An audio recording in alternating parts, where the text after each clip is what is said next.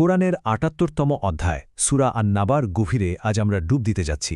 এই সূরাটা একটা অসাধারণ শক্তিশালী বার্তা নিয়ে আসে, যা শুরু হয় একটা বড় প্রশ্ন দিয়ে আর শেষ হয় এক চূড়ান্ত বাস্তবতার কথা বলে।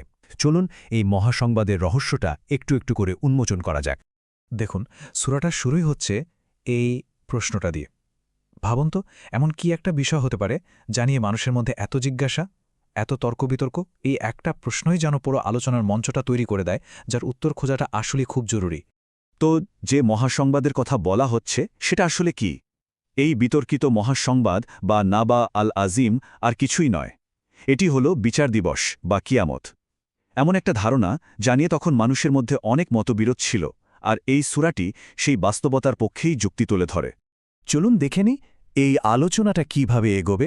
আমরা দেখব সূরাটি কিভাবে একটা প্রশ্ন দিয়ে শুরু করে, তারপর আমাদের চারপাশের প্রকৃতি থেকে প্রমাণ দেয়, এরপর বিচার দিবসের সে চূড়ান্ত দৃশ্যের বর্ণনা করে এবং সবশেষে দুটো ভিন্ন পরিণতির কথা বলে একটা সিদ্ধান্তে পৌঁছায়। মানে একদম শুরুতেই সূরাটি এটা মেনে নিচ্ছে যে পরকালের বাস্তবতা নিয়ে মানুষের মধ্যে গভীর মতভেদ আছে, আর এই বিতর্ককে কেন্দ্র করেই কিন্তু পরের সমস্ত যুক্তিগুলো এক এক করে সামনে আনা হয়েছে। কিন্তু এখানে একটা মজার ব্যাপার আছে। সূরাটি কিন্তু সরাসরি তর্কে যাচ্ছে না, বরং একটা অন্য রাস্তা বেছে নিয়েছে। এটি প্রথমে আমাদের চারপাশের জগৎ থেকেই এমন কিছু নিদর্শন তুলে ধরে যা এক মহাশক্তিধর সৃষ্টার অস্তিত্বের দিকেই পরিষ্কারভাবে ইঙ্গিত করে। এখানে দেখুন, আমাদের সামনে কতগুলো অসাধারণ নিদর্শনের কথা বলা হচ্ছে। এই যে পৃথিবী, পাহাড়, আমাদের নিজেদের সৃষ্টি, এমনকি আমাদের ঘুম আর দিনরাতের এই যে চক্র, এই সব কিছুকেই এক জ্ঞানী ও সুশৃঙ্খল পরিকল্পনার প্রমাণ হিসেবে তুলে ধরা হয়েছে। প্রথমেই ভাবুন পৃথিবীর কথা। এখানে পৃথিবীকে একটা বিছানা বা বিশ্রামাস্থলের সাথে তুলনা করা হয়েছে। মানে এটা শুধু একটা গ্রহ নয়, বরং আমাদের আরাম আর স্থিতিশীলতার জন্য বিশেষভাবে তৈরি একটা জায়গা। এটা এর পেছনের গভীর উদ্দেশ্যের কথাই মনে করিয়ে দেয়। আর পাহাড়গুলো, এগুলোকে শুধু পাথরের স্তূপ হিসেবে দেখলে চলবে না।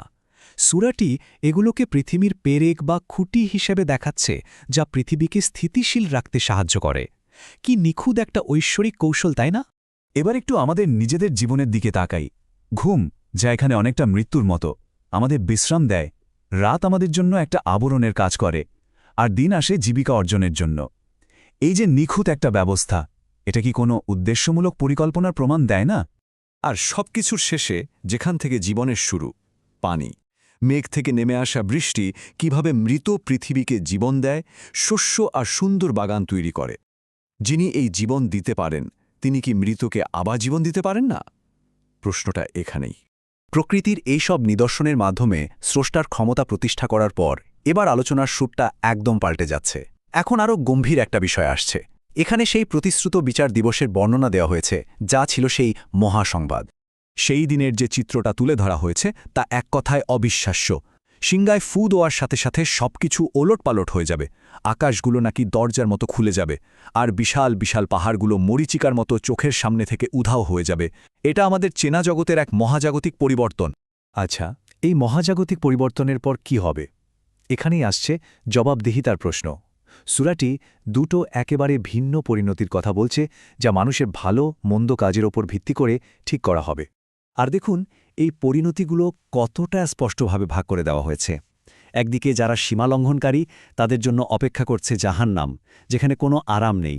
আর অন্যদিকে আল্লাহ সচেতনদের জন্য রয়েছে শান্তির বাগান। প্রত্যেকের কর্মের জন্য রয়েছে একটা উপযুক্ত প্রতিফল। যারা সীমা লঙ্ঘন করেছে তাদের পরিণতির বর্ণনাটা খুবই ভয়াবহ।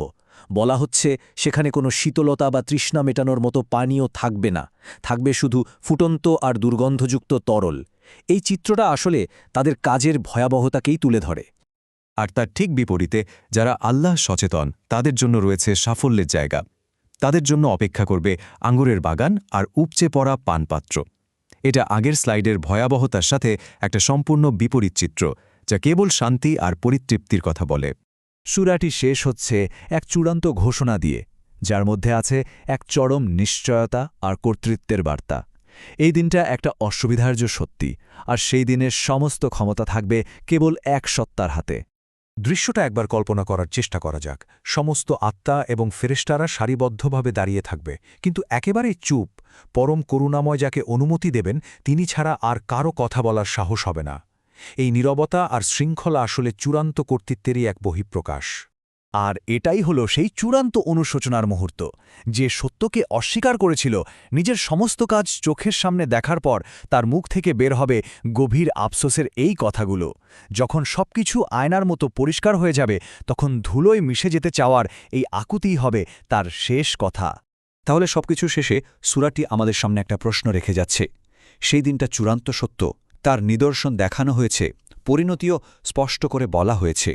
এখন প্রশ্ন হলো, কে তার প্রতিপালকের দিকে ফিরে যাওয়ার পথটা বেছে নেবে? এই সিদ্ধান্ত নেওয়ার ভার আসলে প্রত্যেকের নিজের ওপর।